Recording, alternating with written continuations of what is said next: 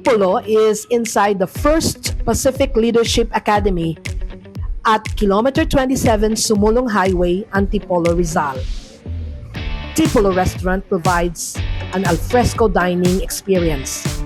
The restaurant is surrounded by tall trees and landscaped gardens, providing visitors with a relaxed vibe when they dine in.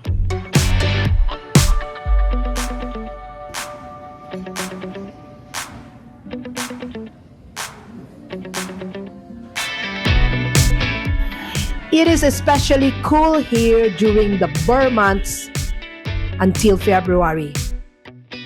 Tipulo got its name from the Tipulo tree, which is a symbol of Antipolo's deep faith and spontaneity.